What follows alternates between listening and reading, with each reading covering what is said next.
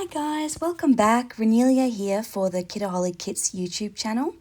And today I'm going to do a page in my art journal using some of the mixed media goodies that came in this month's kit. I'm starting off using this random pink acrylic paint that I had in my stash, just because it matched some of the colours in the kit itself. And I am just laying that down intuitively, not thinking about it too much, just splotching it down and having some messy fun. Next up, I'm going to take some distress oxides in a similar colour scheme, and I am going to lay them down on my plastic palette there. And I'm choosing three colours that are similar but also a little bit different to add some variety in tone in there.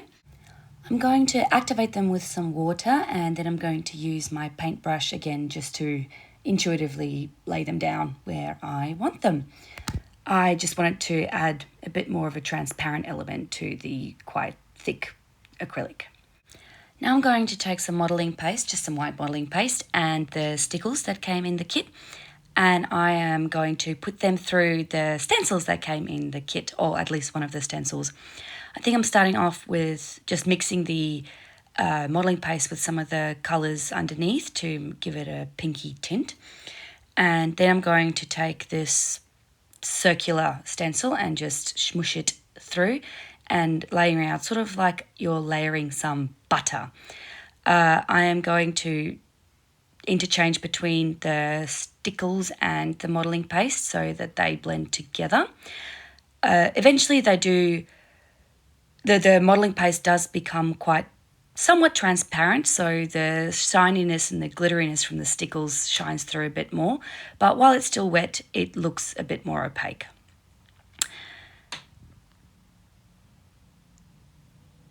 I decided to put my very messy splat mat down so that the next step won't be too disastrous for my pour table, and that was just to spray some Dylusions ink spray down to create a bit more contrast within the page. And once that was all dry, I took some black Dylusions paint, and I'm going to put that through the stencil as well. Now, one tip that I can give is that you do not need a lot of paint here. As you can see, I got a bit overzealous with the paint and some of it leaked underneath the stencil. So I had to clean off the bottom of the stencil before I can continue. Really, you need almost no paint on your, whatever tool you are using. I'm just using a random makeup sponge that I got off eBay.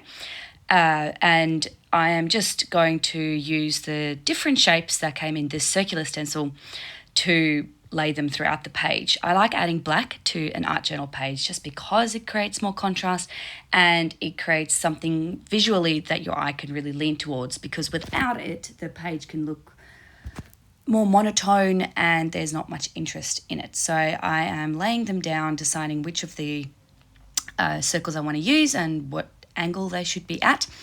And I'm also going to have them interact with the borders of my art journal page.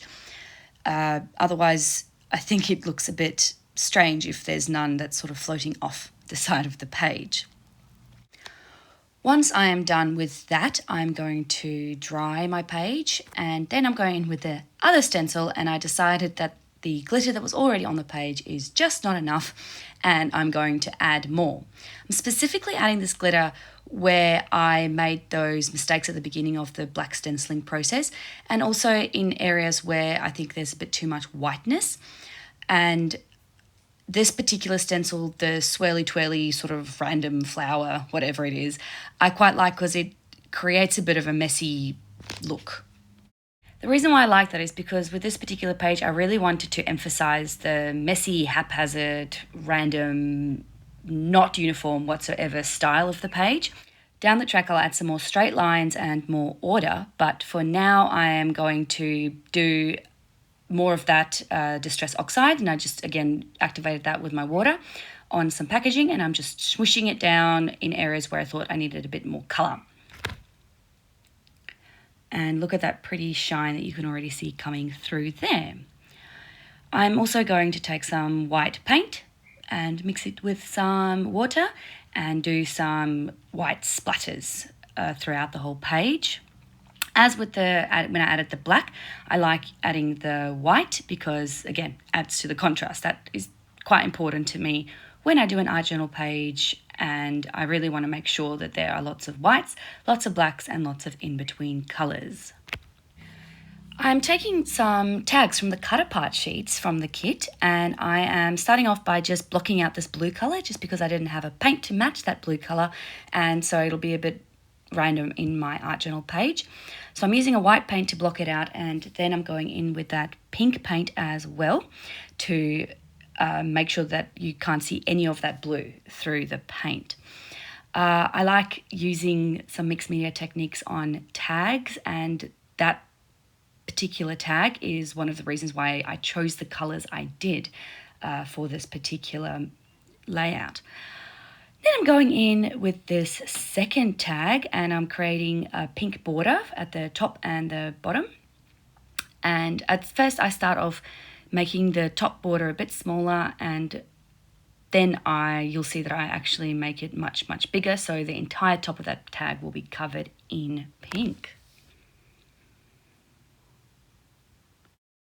And of course, I have to add some more stickles because I love them.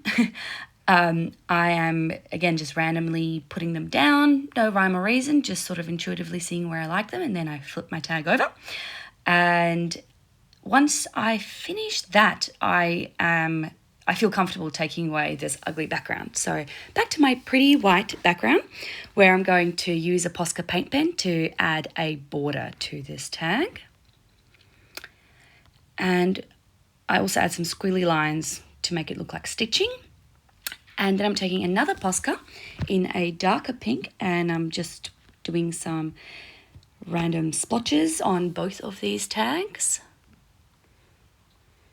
I also really enjoyed this Go Seek Explore Wonder ephemera, and so I'm sticking that down.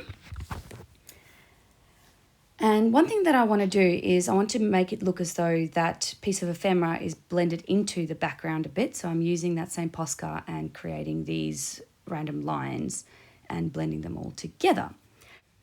I'm doing a wonky circle in the black around the holes in the tag, and then I'm adding some black dashes and spots around that tag on the right as well. Now I'm back to the art journal page because that has now properly dried, and I am adding that same spots, dots, dashes, whatever you want to call them, throughout the entirety of this page. And once I am happy with where I've put the colour, I am moving on and doing exactly the same with the white. Now my white Posca paint pen was a bit messy, so I just used a bit of paper in the back there to scribble and make it look a bit cleaner. And when I tap my fingers like that, it means I'm wondering what I'm going to do next. So I guess I decided to start sticking the tags down, and I am wondering where the tags should go. For a while I thought I'll have one on each side. And oh yeah, there I am just putting a white around the border to make it stand out a bit because the tags are the same colour as the background, pretty much, so I wanted to make sure that stands out. Then I did a big splotch on my page, but I cleaned that up, and then later I sort of cover it up entirely. And I'm doing the same little white border on the side. I should say, Posca pens do not like texture, and this page has a lot of texture. So in a moment, I'm going to go in with a black Posca paint pen, and you'll see how I'm just like scratching to try to get any sort of impression. And here I am trying to figure out where the tags should go. I love that Enjoy the Ride ephemera, but I ended up not using it in any of the projects this month, even though I really liked it, so it's definitely saved for later. And this is when I am going to struggle a bit. Initially it's fine, and then my paint pen loses a bit of its steam and I'll start having to really scratch like right there. I'm creating these four diagonal lines down the page, sort of to act as a border and to reel in all of the messiness that's in between, and then I'm putting the tags on top of that to make them look like they are actually attached or strung onto those black lines. I'm adding some gold and white twine into the top of the tags, and as I always do, I am going to use my tiny attacher and staple those in place, because over time I'm worried that they will come loose, so the tiny attacher is always a good option for that. I thought this page needed one other thing, and I decided to do some asemic scribbles behind where the tags would go to make it look like I've written a quote or something without actually having to bother doing any actual writing on the page. Again, the Posca pen did not like that. I think that's pretty much it. I am now going to glue them onto the page. I'm using lots of tacky glue because, as I said, there's a fair bit of texture on this page and I really wanted these tags to stick and stay put. So lots of tacky glue and lots of squishing and pressing them down. And in comes the little circle stickers, as is tradition. And I am putting them randomly all over the page. I'm using only 3 colours, so I'm using the black, the white and the pink, and I'm just scattering them in 3 little spots. And now I'm just showing you how beautiful that sparkle is. Oh, I absolutely love how this page turned out. And that is it, guys. Thank you so much for joining me. I will see you again next time. Bye.